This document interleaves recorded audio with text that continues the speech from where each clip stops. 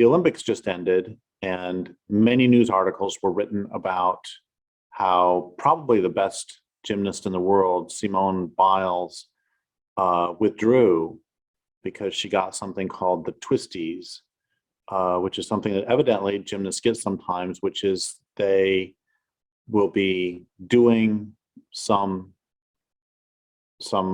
jump or some action, and they will lose track of where they are in the middle of a spin.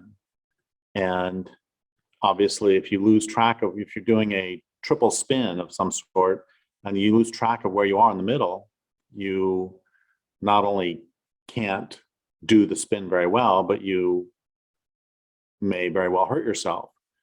And what this is a loss of proprioception. Proprioception is how you know where your body is. Like, I'm going to reach the middle of my back and scratch. I can't see my hand. How do I know where my hand is? And now behind my back, I have 4 fingers and a thumb extended. How do I know? I can't see it. How do you know where any part of your body is? Proprioception is an extraordinary thing. And whenever I think about proprioception, I always think about a chapter that I wrote in my book, The Myth of Human Supremacy, where I discuss inventions. And when people think about the greatest inventions of all time, they'll usually mention something like the screw, the lever, water pump, gunpowder, the wheel. And what do all of those have in common? What they all have in common is those are technological inventions created by human beings. Sometimes I'll mention the spear, the atlatl, the knife. It just doesn't matter, because those all are still human inventions. And so now I'm going to read the chapter 11, Beauty, that has for its epigraphs 2, Art is Implicit in Nature by Albrecht Dürer, and Everything Has Beauty, but Not Everyone Sees It by Confucius. And now here's the chapter. Here is my own informal list of what I think are a few really great innovations, inventions, and creations. This from a perspective that is at least an attempt to not be human supremacist, and that does not take as a given that what humans create has meaning and what anyone else creates does not. I'm not going to claim that these are the most foundational creations or most important or anything else than that they are pretty great. There's matter, space, and time. Without them, there's nothing. There's nuclear fusion developed by the sun and other stars. Without it, we'd all be very cold. There's gravity and other forms of attraction. Without it, things would fall apart rather quickly. There's motion developed by the first entities who moved. There's electricity, which was not, in fact, developed by humans. There's sunshine, which feels really good on a nice fall day. Don't you love how it warms you all over? There's homeostasis. How great is that? There's fire, which also was not developed by humans, but by fire itself. There's water, and there's ice, and there are clouds. There's rain, there are oceans, there are rivers, there are springs. I remember as a child marveling at a huge bubbling spring that birthed a river fully formed and wondering how it never ran out of water. There's a whole hydrologic cycle. There are rocks like water, their own beings, in many cases long-lived. They're foundational. There's metabolism. Eating is a good thing, is it not? There's cell division. There's oxygen combustion. There's sexual reproduction. There's reproduction without sex. There is sex without reproduction. There are butterflies, moths, there are leaf insects. There are grasshoppers who bury their clutches of eggs like tiny sea turtles. There are fireflies. There are the fall colors of trees. There is that light green of new growth on trees. There's the sound of feet on dry leaves on a forest floor. There are feet. There are cilia. And there are eyes. Can you imagine anything so brilliant? Who came up with that? Or what about the sense of touch? Is this more brilliant than vision? Smell, hearing, taste? Which is the most brilliant?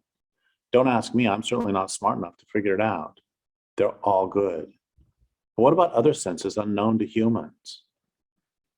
Fruits and berries, one of those brilliant ideas ever. Putting your seeds in attractive, nourishing packaging, which will lead someone to consume your seeds, deliver them elsewhere, and plant them in a bed of manure, which it ends up is, in another burst of brilliance, food for your child. Everybody wins. Is this a great idea or what? Proprioception. Have you ever wondered how hard life would be if this innovation had never taken place? And while we're talking about bodies, isn't medicine amazing? Of course, humans didn't invent the practice of the diagnosis, treatment, and prevention of disease. There are anglerfish and whale sharks.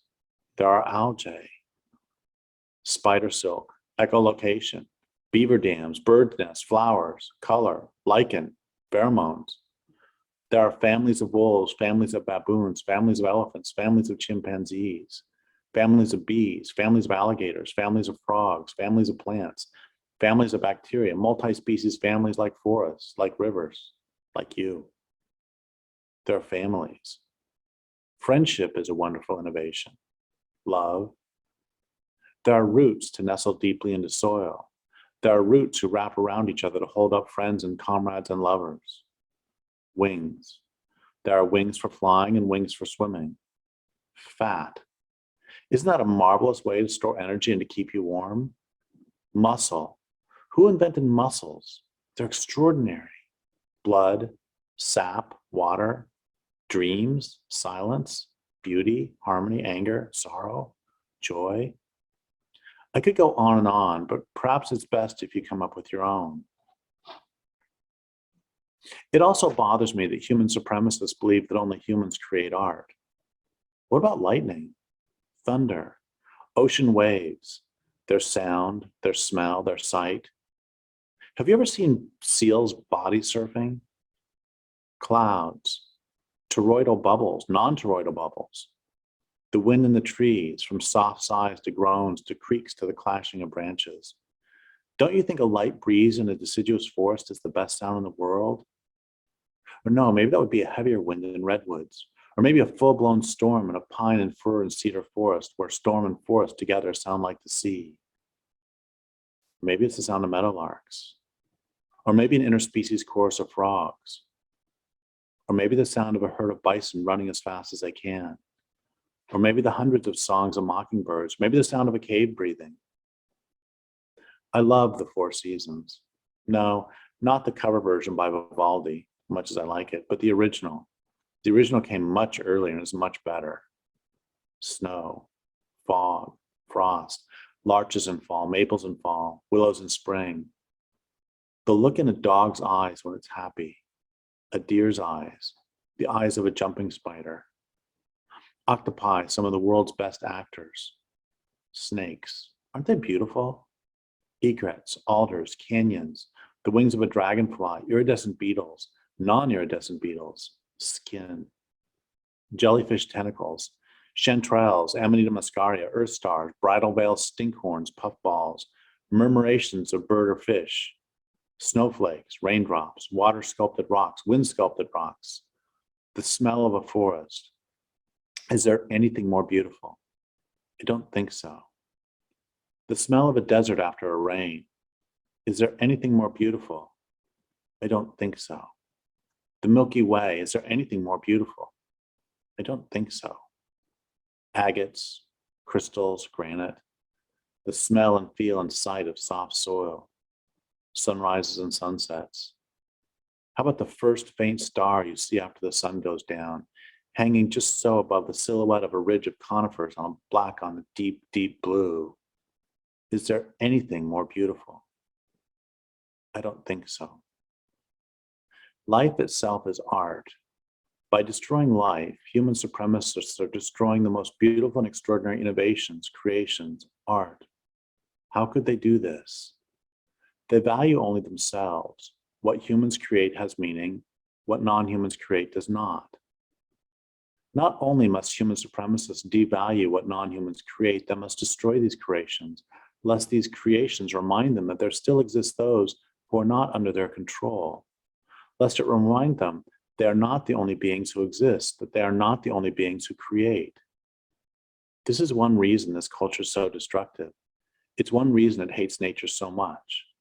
The real world keeps reminding us that life is not all about us.